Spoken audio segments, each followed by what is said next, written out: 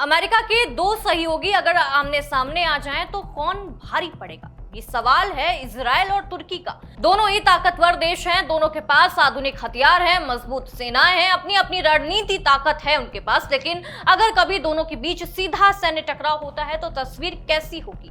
Global fire power 2026 की ranking के मुताबिक पारंपरिक सैन्य ताकत में तुर्की दुनिया में 9वें नंबर पर है, जबकि इजराइल 15वें स्थान पर है।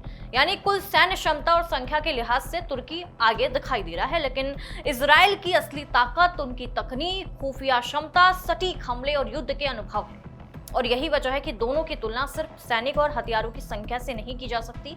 अगर बात सैनिकों की संख्या की करें तो यहाँ भी तुर्की को बड़ा फायदा है। तुर्की के पास लगभग 3.5 से 4.8 लाख सक्रिय सैनिक बताए जाते हैं, जबकि उसके रिसर्च बलों की संख्या करीब 3.7 लाख है। दूसरी ओर इजराइल की सक्रिय सेना करीब 1.7 लाख है। लेकिन उसकी सबसे बड़ी ताकत है उसका रिजर्व सिस्टम। करीब 6.6 लाख जो जरूरत पड़ने पर तेजी के साथ उसका जो रिजर्व सिस्टम है वो आगे आता है, उसमें शामिल किया जा सकता है।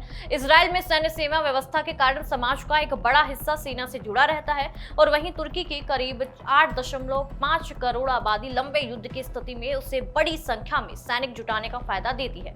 इसलिए अगर युद्ध लंबा खिंचता है तो तुर्की की जनसंख्या, सैन्य संख्या उसके लिए बड़ा फायदा बन सकती है। अब आते हैं जमीनी ताकत पर।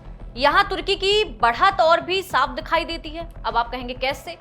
तो देखिए, तुर्की के पास करीब 2200 से ज्यादा मुख्य युद्ध टैंक हैं। इनमें लियोपार्ड 2A4 M60 के अपग्रेडेड वर्जन है, स्वदेशी एल्टे जैसे टैंक शामिल हैं। इसके अलावा उसके पास बड़ी संख्या में बख्तर बंद वाहन, आर्टिलरी और दूसरे जमीनी लड़ाकू सिस्टम शामिल हैं।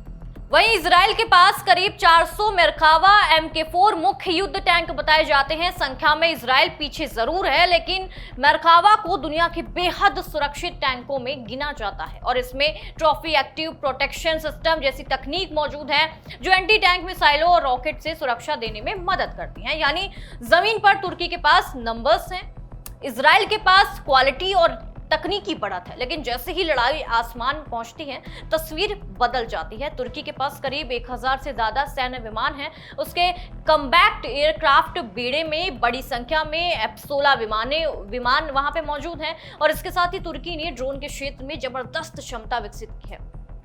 बायराकार, TB2 आंकिची और किजिलेमा जैसे आधुनिक ड्रोन वहां पे हैं। जैसे ड्रोन उसकी सैन्य ताकत का महत्वपूर्ण हिस्सा बन चुके हैं।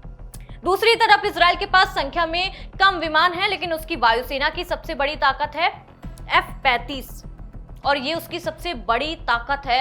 F-15 उसकी सबसे बड़ी ताकत है, F-16 उसकी सबसे बड़ी ताकत है, और उसके पास बड़ी संख्या में लड़ाकू विमान मौजूद हैं। इजराइल इलेक्ट्रॉनिक वॉरफेयर, सटीक एयर स्ट्राइक और खुफिया जानकारी के इस्तेमाल में बेहद आगे माना जाता है। इसलिए शुरुआती हवाई युद्ध में इजराइल की तकनीकी बढ़त निर्णायक साबित हो सकती है। समुद्र में तुर्की को बढ़त हासिल है। तुर्की के पास करीब 200 के आसपास युद्धपोत हैं, 1 दर्जन से ज्यादा पनडुब्बियां हैं। उसकी नौसेना पूर्वी भूमध्य सागर और काला सागर में अपनी मौजूदगी मजबूत करने पर लगातार काम कर रही है। इजराइल की नौसेना छोटी है, लेकिन उसकी डॉल्फिन क्लास पनडुब्बियां रणनीतिक रूप से बेहद महत्वपूर्ण मानी जाती हैं। और देखिए, इजराइल की नौसेनी ताकत का जोर मुख्य रूप से उसकी तटीय सुरक्षा और रणनीतिक क्षमता पर निर्भर करता है, जबकि तुर्की के पास बड़े समुद्री क्षेत्र में ऑपरेशन करने की ज्यादा क्षमता है। अब सबसे संवेदनशील सवाल है परमाणु ताकत। तुर्की के पास घोषित तौर पर परमाणु हथियार नहीं है, जबकि इजराइल के पास परमाणु हथियार होने का व्यापक अनुमान लगाया जाता है। अलग अलग आकलनों में इजराइल के पास करीब 90 परमाणु हथियार होने की बात कही जाती है। इजराइल की ये कथित परमाणु क्षमता किसी भी बड़े युद्ध में उसकी रणनीतिक और निवारक ताकत को कई गुना बढ़ा देती है। तो आखिर कौन जीतेगा, तुर्की या इजराइल? इसका सीधा जवाब देना आसान नहीं है, थोड़ा मुश्किल है। और अगर युद्ध सिर्फ सैनिक टैंकों और युद्धपोतों और फुल संख्या के आधार पर देखा जाए तो तुर्की मजबूत दिखाई देता है। लेकिन अगर बात एयर पावर, स्टेल्थ तकनीकी और खुफिया जानकारी, इलेक्ट्रॉनिक वॉरफेयर, सटीक हमले और रणनीतिक निवारण की करें तो इजराइल की क्षमता बेहद आगे है। हालांकि दोनों देशों के बीच पूर्ण पैमाने का सीधा युद्ध फिलहाल बेहद असंभावित है। दोनों के अमेरिका से महत्वपूर्ण संबंध है, और ऐसा युद्ध पूरे मध्य पूर्व में अस्थिरता बढ़ा सकता है। यानी तुर्की के पास संख्या की ताकत है, जबकि इजराइल के पास तकनीक और रणनीतिक क्षमता की धार है। और अगर दोनों कभी आमने सामने आए तो ये मुकाबला सिर्फ हथियार का नहीं बल्कि नंबर्स बनाम टेक्नोलॉजी का हो सकता है।